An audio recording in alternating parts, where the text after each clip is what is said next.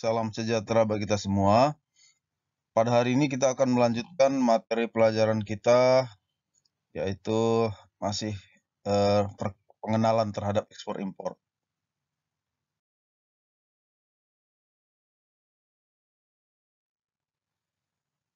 Subtopik pelajaran kita hari ini, pagi ini adalah kekuatan-kekuatan lingkungan yang membuat atau yang membedakan bisnis internasional. Melakukan bisnis di lingkungan global atau internasional adalah sangat berbeda dengan melakukan bisnis secara domestik. Ketika kamu bergerak melintasi perbatasan negaramu, kamu harus berhadapan atau kamu harus berdamai dengan banyak variabel-variabel atau faktor-faktor yang dinamis, ya, faktor-faktor lingkungan yang dinamis, yang mana kondisi faktor-faktor tersebut bisa mempengaruhi, berdampak terhadap operasional daripada perusahaanmu di luar negeri. Lingkungan-lingkungan internasional itu terbagi atas lingkungan internal, yaitu lingkungan yang ada di dalam perusahaanmu, atau juga faktor-faktor atau kekuatan lingkungan eksternal, yaitu yang berada di luar perusahaanmu atau outside the company. Kekuatan-kekuatan internal itu, lingkungan internal, adalah kekuatan-kekuatan yang kamu bisa kendalikan, that ones you can control. And external force, dan kekuatan lingkungan daripada eksternal, kamu tidak bisa kendalikan, atau are the ones you can, tidak bisa kamu kendalikan. Nah, selanjutnya kekuatan lingkungan yang kamu bisa kendalikan, yaitu termasuklah di dalamnya capital, modal. Nah, modal ini kan kita bisa kendalikan gitu. Contohnya mau berapa banyak modal yang kita butuhkan untuk kita melakukan usaha atau mendirikan perusahaan ekspor impor. Itu kan terserah kepada kita sebagai pemilik perusahaan atau owner. Kemudian finance, kondisi keuangan kita bisa kita kendalikan. Kemudian raw material, bahan baku, personel, karyawan atau buruh. Production and marketing capabilities, kapasitas produksi dan kapasitas pemasaran. Nah, inilah hal-hal yang bisa kita kendalikan gitu, ya, atau terserah kita mau bagaimana gitu, ya, mau seberapa besar kapasitasnya, itu terserah kepada kita. Kemudian tugasmu adalah mengkoordinasi kekuatan-kekuatan lingkungan ini yang bisa dikendalikan tadi. Your job is to coordinate this controllable force so that you can adapt to the uncontrollable force. Nah, kekuatan-kekuatan lingkungan internal yang bisa dikendalikan ini, itu bisa kamu adaptasikan atau bisa kamu kombinasikan, bisa kamu koordinasikan terhadap dari kekuatan-kekuatan yang tidak bisa kamu kendalikan, yaitu uncontrollable force. Nah, gitu ya. Jadi tugas kita adalah mengkombinasikan atau mengkoordinasikan faktor-faktor tadi antara faktor internal dan eksternal, ya. Kemudian kekuatan-kekuatan yang tidak bisa kamu kendalikan, yaitu yang pertama adalah economic and socio-economic condition, yaitu kondisi atau situasi ekonomi dan sosioekonomi. Kondisi ekonomi dan sosioekonomi ini di negara lain adalah tidak bisa kita kendalikan. Dan ketika kamu sudah memutuskan untuk melakukan bisnis internasional, doing business internationally, you have to closely examine those conditions. Kamu harus sudah memahami, mengerti kondisi-kondisi ekonomi di luar negeri atau kondisi ekonomi global, because they may affect the attractiveness of the market. Karena kondisi ekonomi dan sosioekonomi dunia atau global itu akan sangat berpengaruh terhadap fluktuasi daripada pasar. Saya ulangi, sangat berpengaruh terhadap fluktuasi atau pergerakan pasar. If you want to export goods, jika kamu ingin mengekspor barang-barang, a potential market must have enough people. Pasar sasaran yang kamu tuju, negara-negara yang kamu tuju sebagai penjualan produkmu itu harus mempunyai cukup penduduk gitu, atau pasar yang akan menjadi sasaran daripada penjualan produkmu. Jadi negara sasaran kita itu harus penduduknya banyak, ya, yang kita tuju supaya mereka bisa membeli produk kita. Kemudian, if you want to import goods, you need to understand the country's labor cost. Jika kamu ingin mengimpor barang-barang, kamu harus mengerti, memahami biaya-biaya yang mungkin ditimbulkan, mulai dari pengiriman barang dari luar negeri sampai tiba di dalam negeri. Kamu harus mengerti berapa banyak biaya yang dibutuhkan gitu. Kemudian physical condition.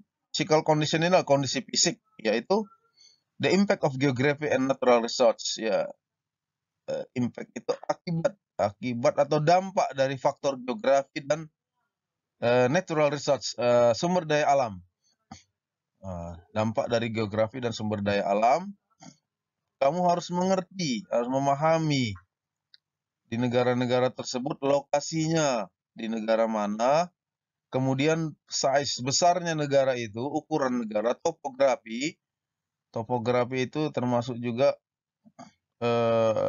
ketinggian ya, ketinggian suatu negara tersebut, and climate, yaitu iklim ya. Jadi lokasi negara itu di mana, kemudian ukuran besarnya negara itu, apakah negara besar atau negara kecil, kemudian topografinya, apakah negara itu dataran rendah atau dataran tinggi, dan iklimnya. Nah, ya, jadi lokasi negara itu, the location of a country will also explain its trading relationship and political alliance.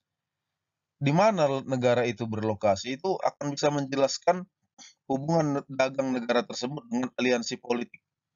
Nah, contohnya misalnya negara itu di Eropa, berarti kemungkinan besar negara itu adalah anggota masyarakat Uni Eropa. Kalau negara tersebut di Amerika, kita lihat apakah dia anggota daripada kawasan perdagangan Amerika Utara. Kemudian kalau di Afrika, ada juga kawasan perdagangan Afrika. Begitu juga di Asia, ada ASEAN. Jadi lokasi negara itu akan bisa menjelaskan hubungan dagang negara itu dengan siapa saja dan aliansi politiknya kemana, begitu ya.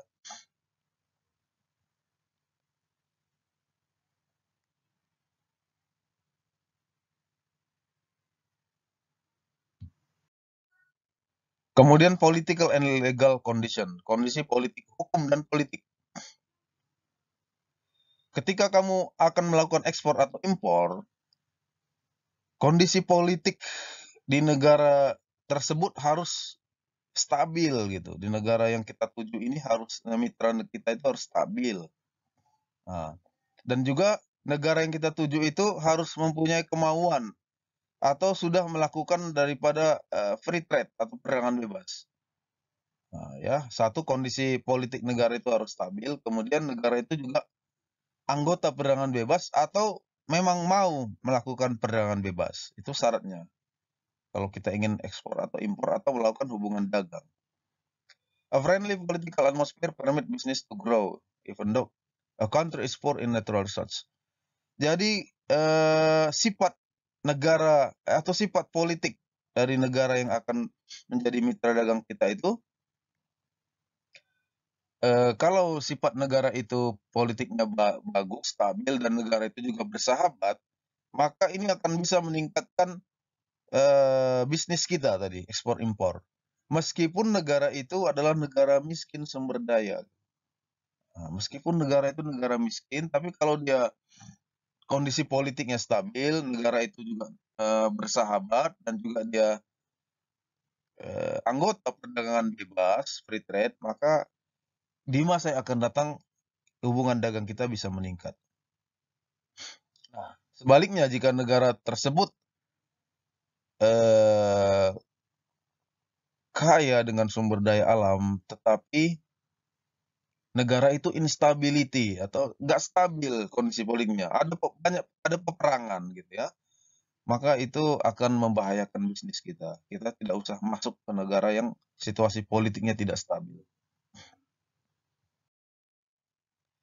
Kemudian regulation itu peraturan-peraturan di negara lain itu adalah sangat berbeda dengan negara kita, misalnya dengan Indonesia. Kamu harus mempelajarin itu, peraturan-peraturan perdagangan di setiap negara, ya. Nah, gitu.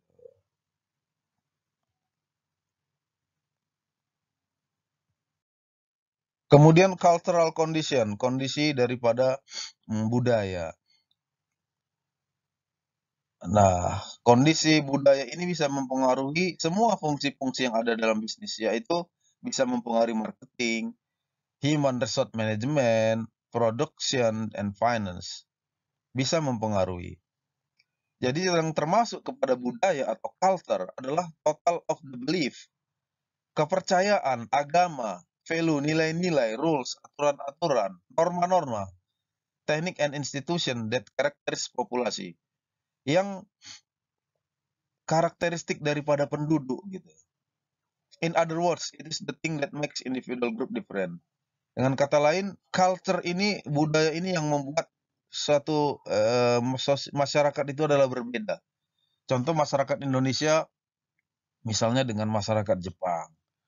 Masyarakat Indonesia dengan masyarakat misalnya Eropa. Masyarakat Indonesia, budaya Indonesia berbeda dengan budaya Amerika. Ini yang dimaksud dengan culture ya. Nah, itu juga harus kita pelajari kalau kita ingin melakukan ekspor impor dengan negara lain di dunia. Kemudian ada estetika, kemudian ada attitude dan kepercayaan. Nah, ini termasuk kepada tadi faktor budaya tadi. Estetika termasuk di sini juga misalnya faktor ada di sini katanya warna, color. Color mean different things in different culture. Warna bisa berbeda dengan warna itu bisa berbeda di negara yang kultur budayanya berbeda. Contohnya kalau warna putih itu adalah warna berkabung untuk orang Tiongkok, Tionghoa, Cina, Chinese. Kalau warna hitam, warna berkabung misalnya di daerah Eropa dan Amerika. Jadi berbeda. Nah, warna bisa membedakan arti ya, setiap daripada negara atau budaya, culture. Kemudian attitude and belief. Ini belief termasuklah kepercayaan, agama termasuknya. Ini sangat mempengaruhi. Contohnya kalau kita ingin berdagang atau ekspor ke negara-negara muslim misalnya, maka ekspor kita itu tentu harus ada sertifikat halal. Ini contohnya, harus ada sertifikat halalnya. Kalau tidak, barang kita tidak akan bisa masuk ke negara-negara tersebut. Kemudian religion ya, agama tadi ya, termasuk juga lah ini ya, agama. Sudah kita jelaskan. Kemudian material culture. Material culture ini the aspect of culture and technology applied not just production but also to marketing. Nah, jadi faktor-faktor budaya ini tidak hanya berpengaruh terhadap teknologi, produksi, tetapi juga mempengaruhi pemasaran, keuangan, dan manajemen. Kemudian language, bahasa. Nah, jadi kita harus mempelajari, memahami bahasa-bahasa di negara tempat kita akan berdagang. Jadi tidak cukup hanya bahasa Inggris saja. Ya, kalau kita ingin berdagang misalnya ke negara-negara Arab, maka kita juga harus mempelajari bahasa Arab. Kalau kita ingin berdagang dengan negara Korea, kita harus juga mempelajari bahasa Korea, ya, untuk mempermudah daripada kegiatan atau bisnis ekspor impor kita. Kemudian financial condition, kondisi keuangan. Di sini tentu hal yang paling penting adalah value of currency. Nilai daripada mata uang itu don't remain fixed, tidak tetap gitu. They change. Nilai mata uang, kurs mata uang itu berubah.